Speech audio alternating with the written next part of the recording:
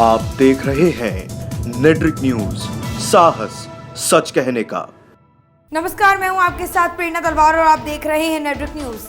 पुलवामा हमले के बाद पूरे देश में गम की लहर आ गई और बच्चा बच्चा पाकिस्तान से बदले की मांग करने लगा और उसके बाद सारी जिम्मेदारी आई सरकार पर। सरकार को जरूरी था कि कोई ना कोई ऐसा कदम उठाया जाए और इस कड़ी में सरकार पर प्रेशर बना और एक एक करके सरकार ने कड़े कदम उठाना शुरू किया। हालांकि जिस तरह से पाकिस्तान की नीची हरकत का जवाब भारतीय सेना को देना चाहिए, उतनी उम्मीदों पर सेना तब ही उतर पाती जब सरकार उन्हें पूर्ण अनुमति दे देता। और ऐसा हुआ भी। भारत की केंद्र सरकार ने ये फैसला सुनाया कि पाकिस्तान को उसके किए की सजा दी जा सके। आज यहाँ हम बात करेंगे उन तमाम कदमों की जो पुलवामा हमले के बाद प्रधानमंत्री नरेंद्र मोदी ने उठाए, जिससे पाकिस्तान को दाना पानी तक के लिए मजबूर होना पड़ सकता है।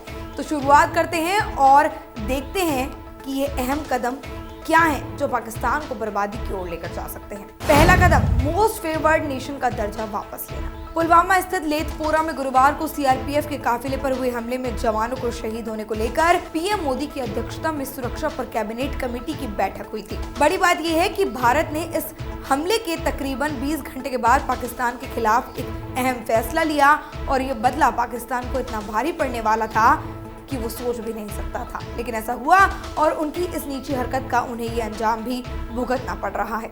जी हाँ, भारत सरकार सख्त हुई और आपको बता दें कि भारत ने पाकिस्तान से मोस्ट फेवर्ड नेशन का दर्जा वापस छीन लिया। भारत ने ही पाकिस्तान को 1999 में मोस्ट फेवर्ड नेशन का दर्जा दिया था और इतना ही नहीं, भारत ने इंटरनेशनल कम्युनिटी में पाकिस्तान को अलग थलग करने का भी फैसला लिया। दूसरा कदम, कस्टम ड्यूटी 200% तक बढ़ाई गई। पाकिस्तान को करारा जवाब देने के लिए भारत सरकार क्या क्या कदम उठा सकता था वो भी नहीं जानते थे, लेकिन आपको बता दें कि सरकार जवाब में एक एक करके कदम उठा रही है और उन्होंने ये कदम के तौर पर पाकिस्तान से एमएफएन का दर्जा वापस लेने के बाद भारत ने पाकिस्तान से आयात होने वाली वस्तुओं पर कस्टम ड्यूटी 200% तक बढ़ा दी और इसके बाद से भारत पर पाकिस्तान से आयात होने वाली वस्तुओं का भी सीमा शुल्क बढ़ने का अधिकार उसको मिल गया। और इस पर वित्त मंत्री अरुण जेटली ने ट्वीट करके कहा कि पुलवामा की घटना के बाद भारत ने पाकिस्तान से व्यापार के लिहाज से सबसे तरजीही देश का दर्जा वापस ले लिया। इसके बाद पाकिस्तान से भारत में आयात किए जाने वाले सभी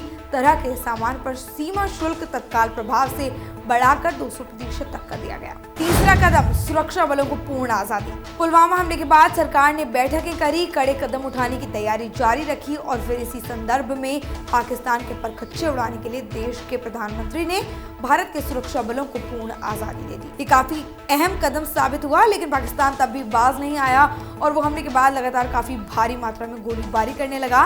लेकिन सीमा पे जो हालात थे उसे सुरक्षा बलों ने कंट्रोल किया। हालांकि भारतीय सेना ने करारा जवाब भी दिया। चौथा कदम, नदियों का पानी रोका। पुलवामा हमले के बाद पाकिस्तान दिन पर दिन अपना पल्ला झाड़ रहा है कि उन्होंने ये कारनामा नहीं किया, लेकिन भारत ने भी पाकिस्तान को मुंह तोड़ जवाब देने का ठान लिया है। और आपको बता दें कि नितिन गडकरी ने ये फैसला किया कि प्रधानमंत्री नरेंद्र मोदी के नेतृत्व में हमारी सरकार ने पाकिस्तान की ओर जाने वाले हमारे हिस्से के पानी को रोकने का निर्णय किया। हम पूर्वी नदियों की धारा का मार्ग परिवर्तित करेंगे और जम्मू कश्मीर और पंजाब में अपने लोगों को पहुंचाएंगे। सरकार के एक अधिकारी ने बताया है कि रावी, व्यास और सतलुज नदियों से पाकिस्तान जाने वाले जल को जम्मू कश्मीर और पंजाब की ओर मोड़ा जाएगा और देखा जा रहा है कि इससे पाकिस्तान बौखला गया है। पांचवा कदम, अलगाववादियों की सुरक्षा वापस ली।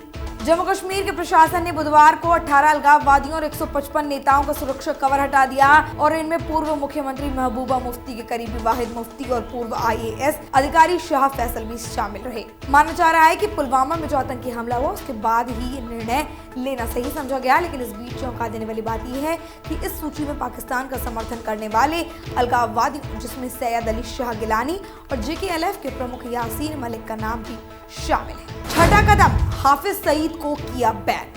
भारत सरकार के द्वारा दबाव बनाने के बाद पाकिस्तान सरकार ने कुछ आतंकी संगठनों पर बैन लगाया, जिसमें मोस्ट वांटेड आतंकी हाफिज सईद का जमात उद दावा और फलाह-ए-इंसानियत फाउंडेशन समेत कई संगठन शामिल हैं। पाकिस्तान की कोशिश थी कि वो इस प्रकार की कार्रवाई करके ग्रे लिस्ट से बाहर निकल जाएगा, लेकिन ऐसा नहीं हो सका क्योंकि अब हाफिज सईद बौखला गया है और वो बोल रहा है कि वो इस पर कड़े कदम उठाएगा। तो आज आपने जाना कि पुलवामा में हमला होने के बाद सरकार चुप नहीं बैठी, बल्कि उन्होंने इतने बड़े बड़े कदम उठाए और गृह मंत्री राजनाथ सिंह का कहना है कि सरकार अभी शांत नहीं बैठेगी, अभी एक एक करके और भी कड़े कदम उठाए जाएंगे जिससे पाकिस्तान की धज्जियां उड़ जाएंगी। फिलहाल के लिए इतना ही। ऐसी ही और खबरों को जानने के लिए सब्सक्राइब करें नेटवर्क न्यूज को। हमारे साथ जुड़े रहने के लिए हमारे YouTube चैनल को सब्सक्राइब करें, साथ ही बेल आइकन को दबाएं। नेटवर्क न्यूज की खबरें सबसे पहले देखने के लिए।